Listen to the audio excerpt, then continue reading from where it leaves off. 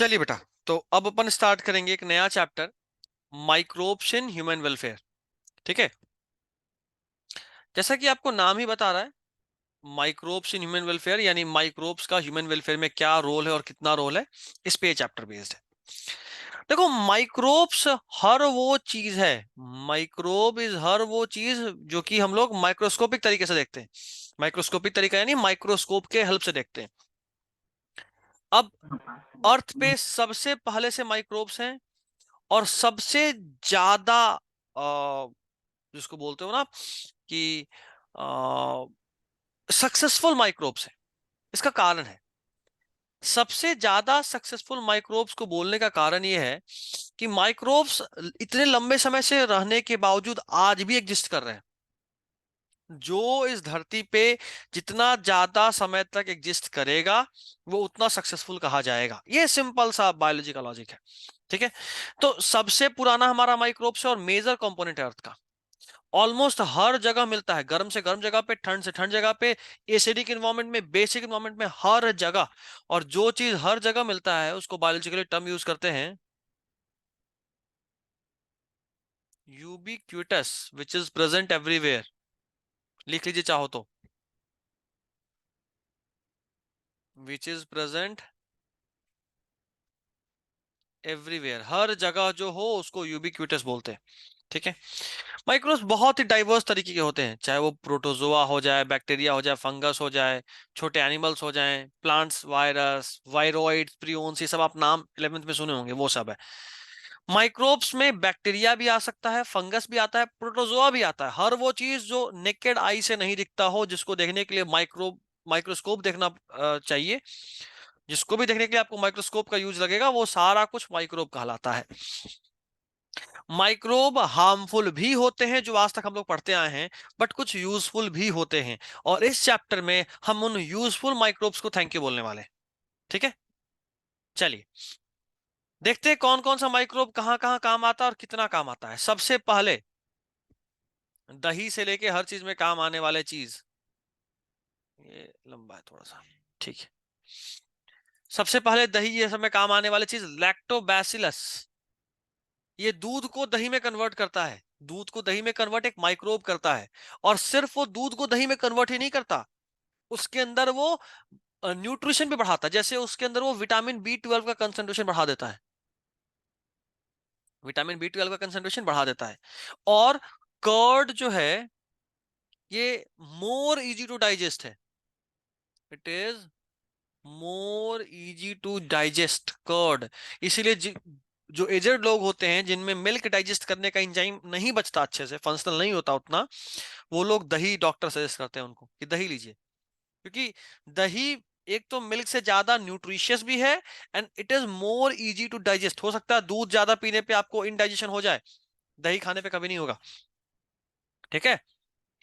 अच्छा, माइक्रोब और भी जगह यूज होता है, जैसे मान लो फर्मेंटेशन में ईस्ट यूज करते हैं अपन। क्या यूज करते हैं? ईस्ट। अच्छा, रोटी यानी पाव रोटी जो बनता है उसमें भी ईस्ट यूज करते हैं। और जो स्पीशीज ऑफ ईस्ट यूज करते हैं उसका नाम है सैक्रोमाइसिस सेरेवेसी। क्या नाम है? सैक्रोमाइसिस सेरेवेसी। और चूंकि इसको बावर्ची यूज करता है, बेकर, इसीलिए इसको बोलते हैं कॉमर्शियली बेकर्स ईस्ट। ये same species of east is also used by for fermentation. जितने भी तरह के वाइन होते हैं, बियर, है ना, रम, उसके अलावा उसको बोलते हैं यन। और भी क्या क्या होता है, बहुत सारा होता है, गिन। यन नहीं होता कुछ, गिन होता है, उसको हम यन बोल रहे हैं, गिन। विस्की, ये सब का सब फर्मेंटेशन से बनता है। और इसके फर्मेंटेशन में भी ईस्ट ही यूज करते हैं। क्या यूज करते हैं? ईस्ट। और यही वाला स्पीसीज यूज करते हैं। तो सेम सैक्रोमाइसिस सेरेवेसी दो जगह पे यूज हो रहा है। एक बेकर यूज कर रहा है पाव रोटी में, क्योंकि वो CO2 रिलीज करता है। और दूसरा उसको ब्रीवर यूज करता है, उसको ब्रीवर्स ईस्ट भी बोलते हैं, ब्रीवर, ब्रीवर्स ईस्ट। ब्रीवर का यही काम होता है ना, फर्मेंटेशन से वाइन बनाना।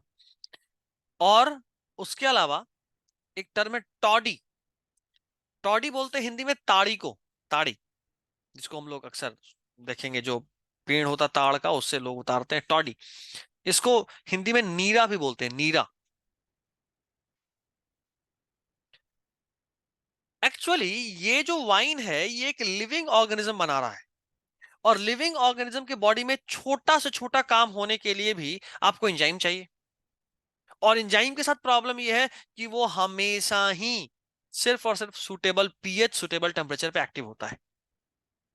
तो ये जो ईस्ट है ये भी तभी एक्टिवेट होगा जब उसको एक सुटेबल टेम्परेचर मिले। बहुत ठंड में वो काम नहीं करता।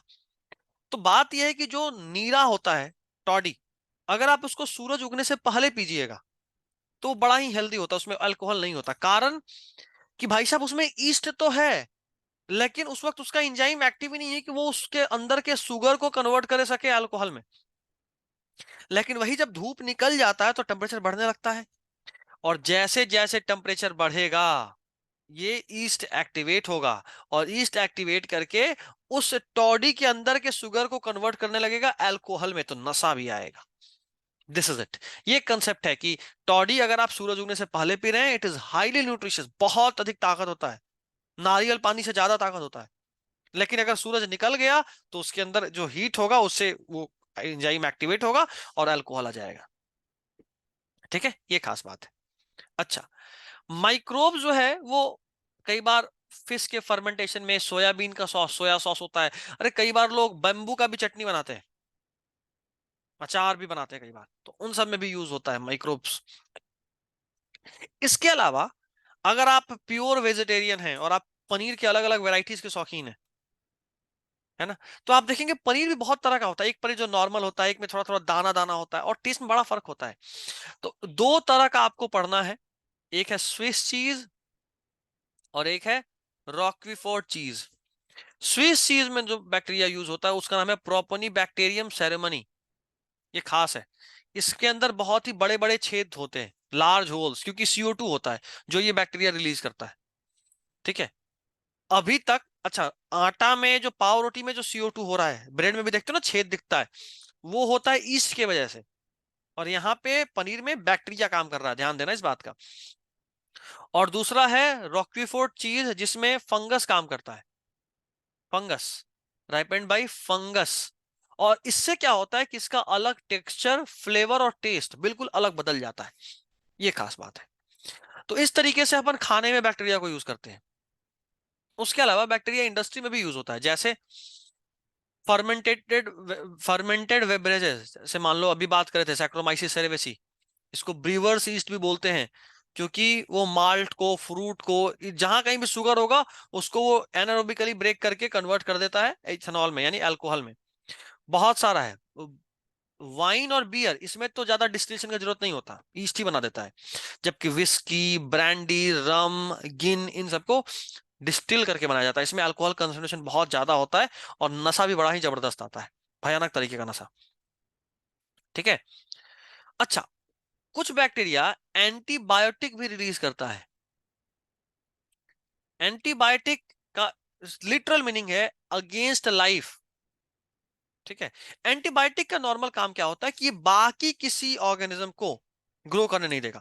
तो सबसे पहला एंटीबायोटिक जो था वो एक चांस डिस्कवरी था, chance as in by luck मिल गया। और ढूंढे कौन थे? Alexander Fleming. वो एक बैक्टीरिया पे काम कर रहे थे, स्टेफाइलोकोकी। और वो देखे कि जहां जहां पे एक फंगस, पेनिसिलियम नोटेटम है ना, जहां कहीं भी एक फंगस है पेनिसिलियम नोटेटम, वहां पे वो बैक्टीरिया ग्रो ही नहीं कर पा रहा है। ये एक बड़ा खास बात था कि जहां जहां मेरा फंगस ग्रो करा वहां वहां बैक्टीरिया ग्रो नहीं कर पा रहा। तो सोचे कि ये फंगस जरूर कुछ तो ऐसा रिलीज कर रहा होगा जिस वजह से मेरा बैक्टीरिया ग्रो नहीं कर पा रहा है। और बाद में डिस्कवरी करने के बाद पता चला कि भाई साहब ये तो पेनिसिलिन है, एक एंटीबायोटिक है। एंटीबायोटिक। और बाद में इसका पूरा ताकत क्या क्या कर सकते हैं हम एंटीबायोटिक से, उसको ढूंढे थे चेन एंड फ्लोरी।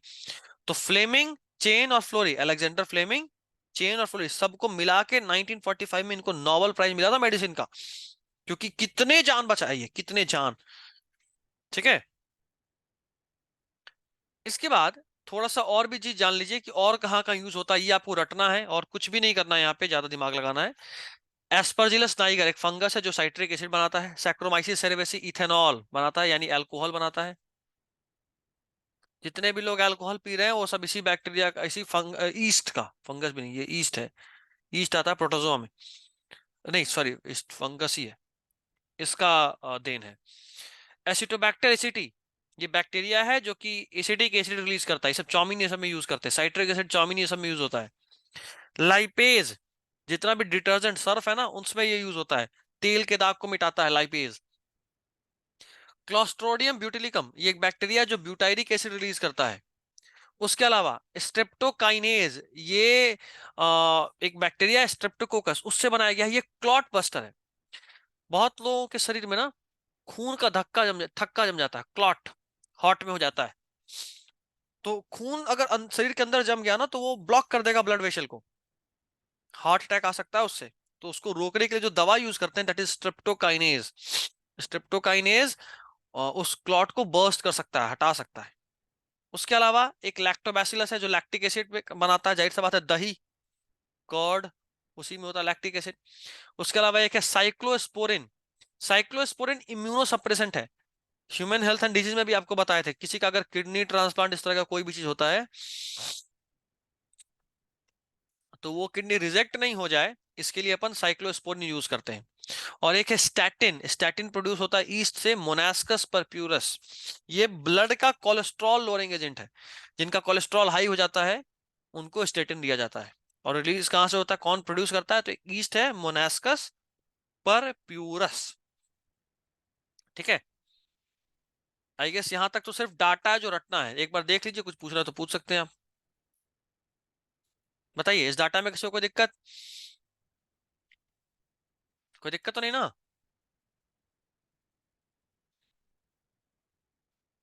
चलिए आगे बढ़ते हैं फिर, अगर यहां तक कोई दिक्कत नहीं है तो आगे बढ़ते हैं। Microbes in sewage treatment, sewage के बाद बायोगैस प्रोडक्शन पढ़ना, बायोगैस प्लांट का इमेज और फर्टिलाइजर, बस चलो ज्यादा कुछ नहीं है, खत्म हो जाएगा अभी अगले 15 से 20 मिनट में। ट्रीटमेंट जो होता है सीवेज ट्रीटमेंट, यानी जो भी कचरा आपके घर में बना, पानी, गंदा पानी, उसको ट्रीट कैसे करते हैं, क्योंकि अगर आप सीधा नदी नाला में छोड़िएगा तो वहां पे नदी गंदा करेगा नदी को, खूब सारा नदी का पानी सड़ेगा, मछली मरने लगेगी, है ना, हर जगह सिर्फ काई काई काई होगा तो पूरा इकोसिस्टम बर्बाद हो जाएगा। इससे बचने के लिए हम आजकल ट्रीटमेंट करते हैं, और जो ट्रीटमेंट है वो दो स्टेज में होता है, पहला प्राइमरी ट्रीटमेंट और दूसरा सेकेंडरी ट्रीटमेंट। ये एक तरफ है प्राइमरी ट्रीटमेंट, और ये वाला पूरा सेकेंडरी ट्रीटमेंट का पार्ट है।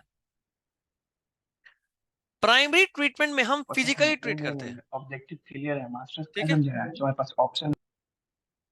प्राइमरी ट्रीटमेंट में हमारे पास बहुत कुछ क्लियरली होता है, जैसे जो भी फिजिकल काम होगा, जो मान लो गंदा कचरा है उसको फिल्टर कर दिए, बड़े बड़े पत्थर को हटा दिए, कुछ देर छोड़ दिए तो जो बालू या मिट्टी टाइप का चीज था वो नीचे जम गया, और ऊपर जो पानी बचा एकदम सिर्फ पानी, गंदा पानी, उसमें कोई भी प्लास्टिक प्लास्टिक नहीं है, ये सब कुछ सेकेंडरी ट्रीटमेंट की तरफ आगे जाता है। किधर जाता है, सेकेंडरी ट्रीटमेंट की तरफ। इसमें देखो, सेकेंडरी ट्रीटमेंट में क्या करते हैं कि हम बहुत ही बड़े बड़े टैंक में इसको डालते हैं, और उस टैंक में लगातार हम लोग एयर डाल रहे होते हैं, ताकि कुछ जो एरोबिक बैक्टीरिया है वो सारा का सारा, एरोबिक बैक्टीरिया और फंगस, एरोबिक बैक्टीरिया और फंगस को मिलाकर कंबाइनली अपन बोलते हैं फ्लॉक, क्या बोलते हैं, flocks. Aerobic bacteria along with fungus is commonly known as flocks। ये क्या करता है कि उसके अंदर जो भी ऑर्गेनिक मैटर था, सड़ा गला कचरा, उसको खाने लगता है, और खा के सब कुछ को खत्म करता है। तो सारा का सारा ऑर्गेनिक मैटर खत्म हो गया तो खाना खत्म, तो जाहिर सी बात है बैक्टीरिया या फंगस भूखे भी मरेगा, तो धीरे धीरे उनका बायोलॉजिकल ऑक्सीजन डिमांड बहुत ही कम हो जाता है। जब बायोलॉजिकल ऑक्सीजन डिमांड बहुत कम हो जाएगा, बायोकेमिकल ऑक्सीजन डिमांड, तो नॉर्मली उसके बाद क्या करता है कि इनको सेटल डाउन होने दिया जाता है। तो जो काई था, ये सब कुछ जो भी यहाँ फ्लॉक बना है, यहाँ पे सारा ऑर्गेनिक वेस्ट खा गया, खाने के बाद जाहिर सी बात है सारा खाना खत्म, सारा खाना खत्म तो अब भूखे मरेगा, और भूखे मरेगा जब मर जाएगा तो जाहिर सी बात है नीचे जमेगा, वो नीचे जम जाता है। उसके बाद हम क्या करते हैं कि अब इसको, जो हमारा था स्लज, है ना, जो उसके बाद भी जो बच गया मेरा पानी, उसको अपन बोलते हैं एक्टिवेटेड स्लज। क्या बोलते हैं, एक्टिवेटेड स्लज। और ये एक्टिवेटेड स्लज को फिर सेकेंडरी ट्रीटमेंट में और आगे भेजते हैं, नेचुरल वाटर बॉडीज में, वहां पे एनएरोबिक बैक्टीरिया, देखो अभी तक यहाँ एयर पंप करे थे, अब इसको एनएरोबिक बैक्टीरिया के पास छोड़ते हैं कि जो एरोबिक बैक्टीरिया खा सकता था वो एरोबिक बैक्टीरिया खा लिया, और जो एनारोबिक बैक्टीरिया खाएगा वो खा लेगा। उससे क्या होगा कि पानी में से सारा ऑर्गेनिक मैटर खत्म, बाकी इनऑर्गेनिक कपड़ा वपड़ा ये सब जो भी पत्थर बालू ये तो यही हम छांट लिए थे, बाकी पानी का वो गंदगी जो छान नहीं सकते थे वो बैक्टीरिया मेरा खा गया, कुछ एरोबिक खाया कुछ एनारोबिक खाया। अब जो बचा उसको फिर से हम लोग बायोगैस से, बायोगैस बोल रहे हैं, जो बचा उससे कुछ बायोगैस बनाते हैं और उसके बाद उसको नदी में रिलीज कर देते हैं। तो ये हमारा तरीका है ट्रीटमेंट का, सीवेज ट्रीटमेंट का। ठीक है। अब बायोगैस बनाने का तरीका थोड़ा सा अलग है। बायोगैस कैसे बनता है ये देखो, अगर हम बायोगैस प्रोडक्शन का बात करें कि बायोगैस कैसे बनता है, तो बायोगैस में बहुत सारे गैसेस होते हैं, जिसमें से सबसे मेजर या सबसे मेन जो होता है वो होता है methane. Methane, methane is CH4, methane, mainly methane है। मीथेन नॉर्मली भी बहुत सारे ऑर्गेनिज्म के बॉडी में बनता है, खासकर रूमिनेंट्स, जैसे गाय भैंस जो कैटल्स होते हैं ना, उनके पेट में एक अलग एरिया होता है रूमेन, और जिनके पेट में एक अलग एरिया होता है रूमेन उनको बोलते हैं रूमिनेंट्स, और उनके इंटेस्टाइन में मीथेनोजेंस रहते हैं। कौन रहते हैं? Methanogens. Methanogens are methane producing bacteria. ठीक है। तो ये जो मिथेनोजेन है, जैसे मिथेनोबैक्टीरियम, ये क्या करता है कि बहुत सारे ऑर्गेनिजम्स के पेट में रहता है, वहां पे सेल्यूलोज को पचाता है और मीथेन, कार्बन डाइऑक्साइड और हाइड्रोजन रिलीज करता है। तो कार्बन डाइऑक्साइड हाइड्रोजन तो उड़ गया, चलो जाने दो, ये मीथेन है ना, इसको अपन ट्रैप करते हैं। अब ये जो उसका कचरा है, dung, that can be used in generation of biogas, जिसको कॉमनली गोबर गैस भी बोलते हैं। और ये bacteria anaerobic sludge digester में भी रोल प्ले करता है, यहाँ पे प्राइमरी ट्रीटमेंट के बाद सेकेंडरी ट्रीटमेंट में वो यूज आएगा। तो इस तरीके से हम बायोगैस भी प्रोड्यूस कर सकते हैं। ठीक है। अब कैसा होता है बायोगैस प्रोड्यूसर वो देखो एक बार, बायोगैस प्लांट कैसा दिखता है, ऐसा दिखता है। बायोगैस प्लांट में एक बहुत ही गड्ढा एरिया होता है, देखो गड्ढा, पूरा गड्ढा है, बहुत ही गड्ढा भाई, गड्ढा तो ये डीप। कितना स्लाइड बचा हुआ है इसके बाद? ये आखिरी है, ये 10 से 15 फीट डीप होता है ना, 10 से 15 फीट, समझ रहे हो? अगर मेरा हाइट 6 है तो जस्ट डबल से भी थोड़ा ज्यादा, 6 जबकि हम नहीं है, तो इतना गहरा होता है, जिसमें गाय का गोबर पानी ये सब मिला के एकदम से पेस्ट टाइप का चीज बना देते हैं। उसके ऊपर एक फ्लोटिंग कवर होता है, ताकि जब गैस बने तो ये ऊपर तैरे और गैस इसी कवर में स्टोर होता है। ठीक है, फ्लोटिंग कवर। और इसके पास एक आउटलेट होता है ऐसा, जहां से गैस बाहर निकाल सकते हैं, और यहाँ पे नॉब होता है जिससे हम कंट्रोल कर सकते हैं। ये तो पता चला कि जो गैस बना वो बही गया, तो क्या फायदा, गैस को स्टोर करना है ना। अब क्या है कि हम यहाँ पे देखो डंग यानी गोबर और पानी मिलाते हैं, जो यहाँ पे डाइजेस्ट होता है डाइजेस्टर में, और गोबर गैस बनता है। गोबर गैस यानी मीथेन और कार्बन डाइऑक्साइड और भी कुछ कुछ गैस, जो गैस इधर से बाहर निकल रहा है।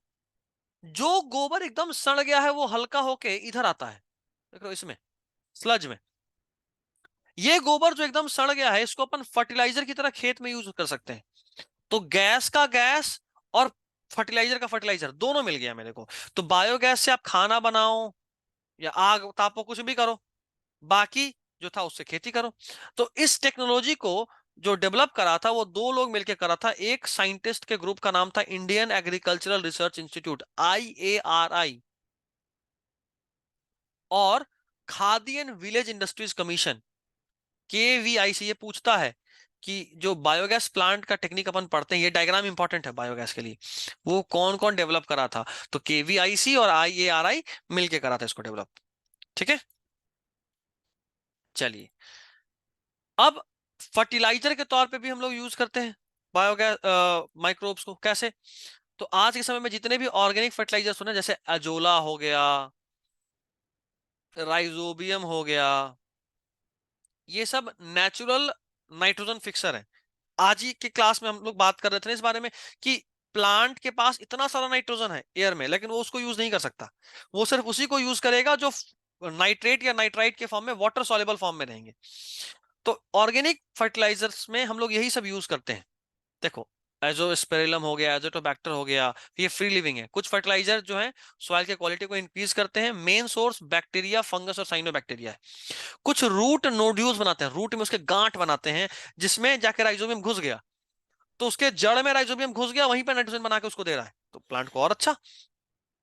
ठीक है। उसके अलावा कुछ प्लांट का सिम्बायोटिक एसोसिएशन होता है। थोड़ा सा हम इसको बड़ा कर रहे हैं ताकि आपको क्लियरली दिखे।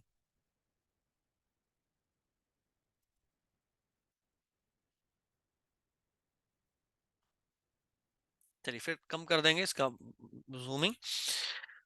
कुछ प्लांट ऐसे हैं जैसे mycorrhiza. Mycorrhiza is symbiotic association of plant and fungus. Plant and fungus का सिम्बायोटिक एसोसिएशन होता है, जिसका सबसे बढ़िया एग्जांपल है, जो प्लांट होता है ना, वो कोई भी होगा, एक ग्लोमस है।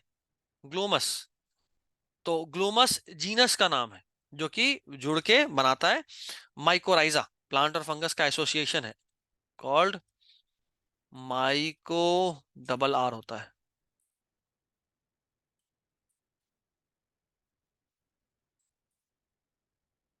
माइकोराइजा। तो फंगस क्या करता है, ये फास्फोरस ये सब एब्जॉर्ब करता है। प्लांट जो है वो वाटर एब्जॉर्ब करता है और खाना बना के देता है। ठीक है। तो इससे जो प्लांट है ना, ये बहुत हद तक सैलिनिटी या ओवरऑल प्लांट डेवलपमेंट के लिए, सैलिनिटी यानी नमक कंसंट्रेशन ज्यादा होगा उसको भी झेल लेगा, और बहुत लंबे समय के लिए प्लांट के ग्रोथ और रिप्रोडक्शन डेवलपमेंट को सपोर्ट करता है। कुछ साइनोबैक्टीरिया जैसे एनाबिना, नॉस्टॉक, ऑक्जेलाटेरिया, ये सब भी एटमॉस्फेरिक नाइट्रोजन को धान के खेत में फिक्स करते हैं, पैडी, धान। ठीक है। और कुछ ब्लू ग्रीन एल्गा ऐसा है जो फर्टिलिटी भी इंक्रीज करता है ओवरऑल। ये सब तो छोड़ो, ओवरऑल फर्टिलिटी फर्टिलिटी वो इंक्रीज कर देगा। तो ऐसे भी हमारा काम होता है। चलिए, अब एकदम लास्ट टॉपिक आज के क्लास का, जो आप पढ़ चुके उसी को एक तरह से रिवीजन कह लो। आटा फूल जाता है ईस्ट मिलाने पे क्योंकि उसमें CO2 गैस है। टॉडी, ताड़ी, साउदर्न इंडिया का ट्रेडिशनल ड्रिंक है। जैसे हमारे यहाँ भांग चलता है ना, उधर ताड़ी चलता है। कुछ एंटीबायोटिक जो है वो बहुत सारे बैक्टीरिया को मारता है, जो आप जानते हो। बॉटल जूस, जैसे अनार का दाग लग जाएगा जूस का, ये सब में प्रोटीन होता है। तो प्रोटीएजेज वो एंजाइम है जो प्रोटीन को डाइजेस्ट करते हैं, तो ये सब दाग को हटाने में भी हेल्प करता है। स्टैटिन हमारे कोलेस्ट्रॉल को कम करता है। बीओडी, ये सब तो आप पढ़े हुए हो, कुछ खास है? हाँ, ये नया है। जो ministry of environment and forest है इंडिया का, वो गंगा एक्शन प्लान और यमुना एक्शन प्लान स्टार्ट करा था ताकि नदियों को बचाया जा सके। कितना नदी बचा पता नहीं, लेकिन ये स्टार्ट करा गया था। ठीक है। और जो खास हो इसमें, नहीं और कुछ खास नहीं है। चलिए, ये चैप्टर यही समाप्त होता है। आपको जो पूछना आप पूछ सकते हैं। You are free to ask questions for any doubt. बताइए।